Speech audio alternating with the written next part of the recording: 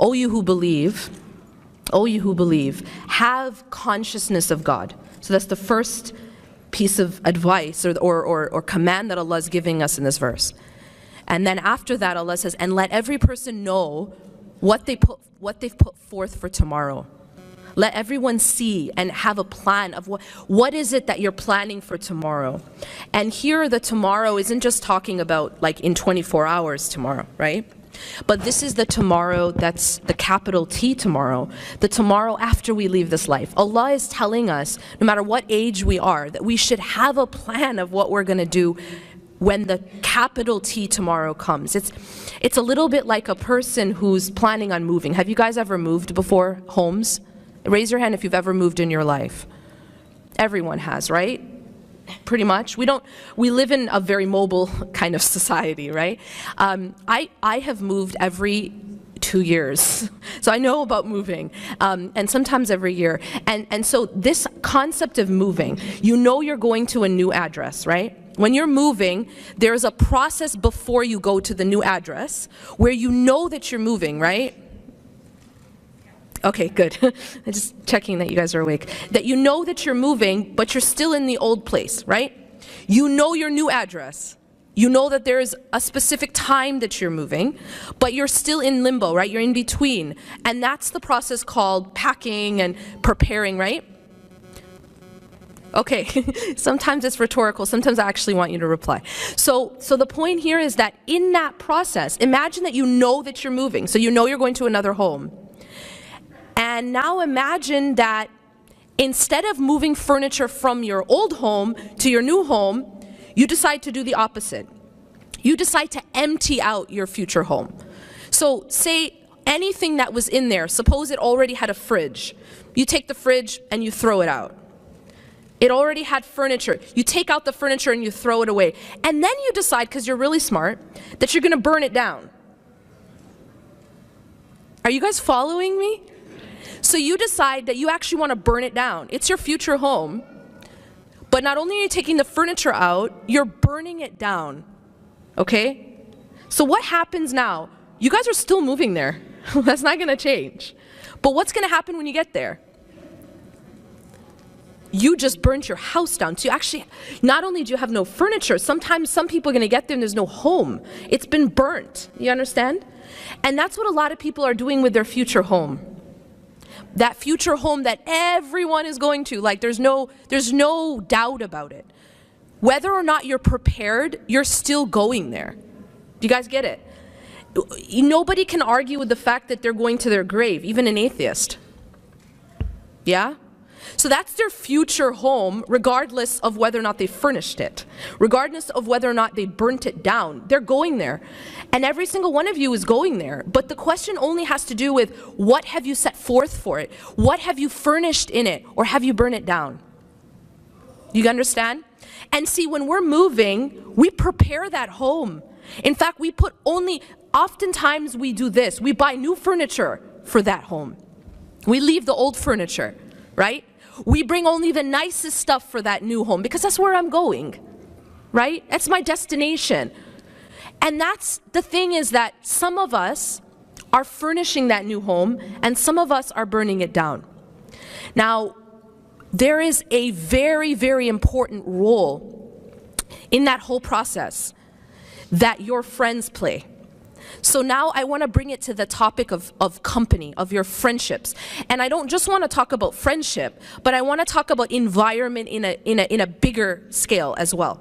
All right, I'll begin by talking about friendships, because at this age, I mean, I see a lot of young people right now, and at this age, our relationships, our friendships, actually our relationships are always important, but our friendships are of utmost importance, especially when we're young. And they're also important as we grow older. But especially when we're young, our friends become sometimes more influential than our parents. And so who you choose to be around. I use the analogy of, you know how they tell you are what you eat? Anyone ever heard that? You are what you eat. What does that mean? It means that if you eat healthy, you're gonna be okay. And if you eat unhealthy, you're gonna be very simple, right? What happens if you drink poison on a regular basis? Just a couple sips for breakfast. Anyone?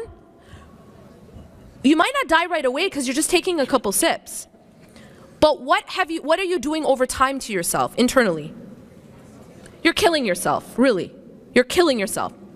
So what happens is that our environment, our company to be specific, sometimes is like sipping poison. The people that we're around, the influence that they have on us, and I was noticing that, this idea, and Sheikh Yasir touched upon it, that people think, oh, but I'm not going to be influenced, I'm strong. That's like a person saying, I can sip poison, I'm not going to be influenced, I'm strong. Can anyone say that? No. Everyone will be influenced if they sip poison. And in the same way, your relationships will affect you. It's just a fact. The Prophet ﷺ said, Al-mar'u ala khalili, ala dini khalili. So that a human being is on the same way as their closest companion. Do you know what that translates to? That means that you should pick out your closest companion to be the exact image you want to be. Does that make sense? Because the Prophet ﷺ said that you will be like your closest companion. You'll be the same deen. And deen doesn't just mean religion, by the way. Deen just means a way, the way that they are. And that's why you find that when people are like BFFs, they're really, really close, they actually start to even have the same mannerisms. They pick up the same gestures. They make the same faces. You know what I'm saying? They laugh at the same stuff. We start to actually morph into the people that we're close to, yes or no? Yeah, you do. You do. You just start to become almost like the same person. This is what the Prophet ﷺ, he understood psychology before there was something called psychology, right? And he's telling us you will be on the way of your closest friend. So what does that translate to? It means that I should pick my closest friend to be someone that I want to become. And if your closest friend is not someone you want to become, then you need to sort yourself out. Because you become that person. And let me also add that it may not be a friend that you physically see, as Sheikh Yasser alluded to, and I'm going to get to that as well. It may be someone that you follow religiously online. It might be someone that you look up to and you're following every step, even what burger they ate that day.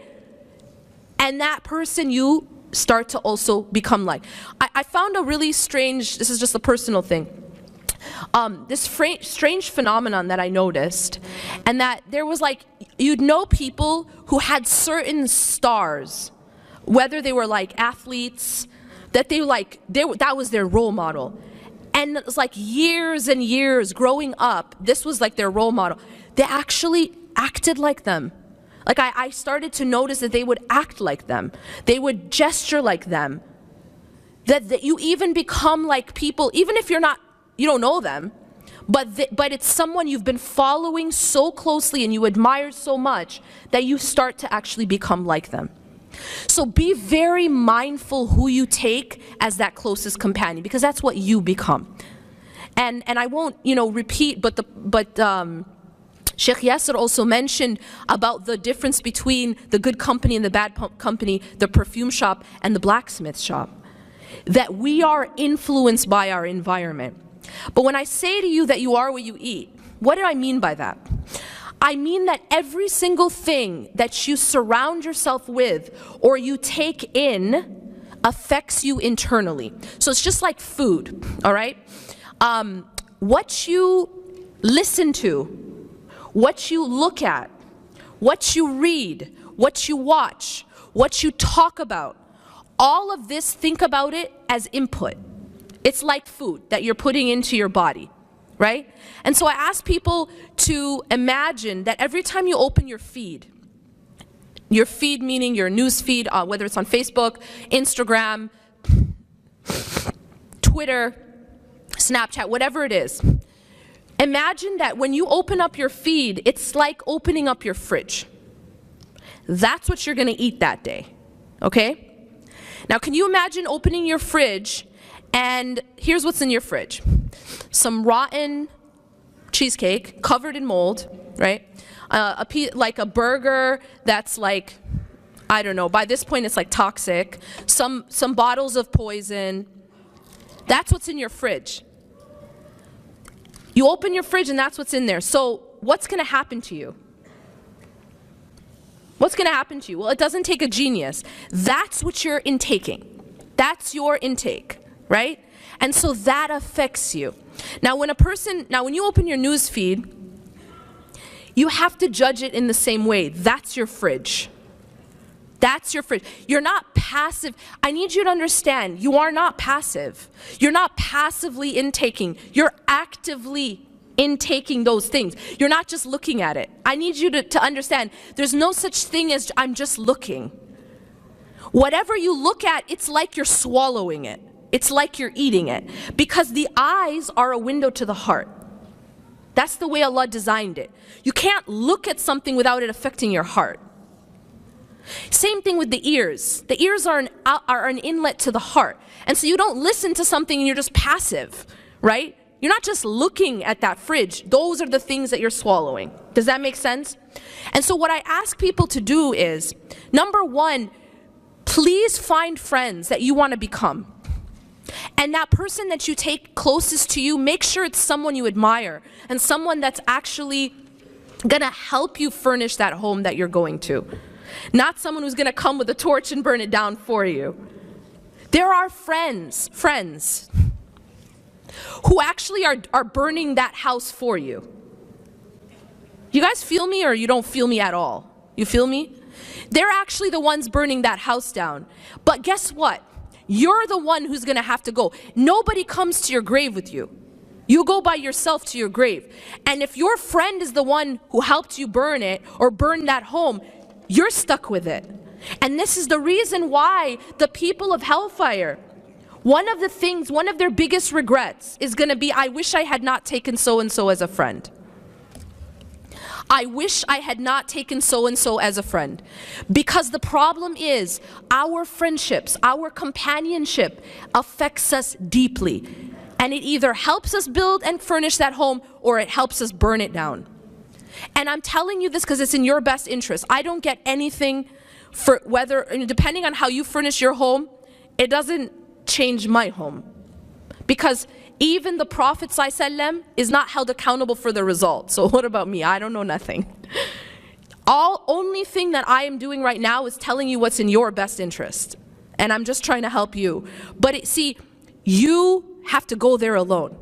Your mom can't go with you, your friend can't go with you. And so it's really all about how you build your own home, your final home. And believe me, your friends have a big part to play in that. And then later on, who you take as your spouse.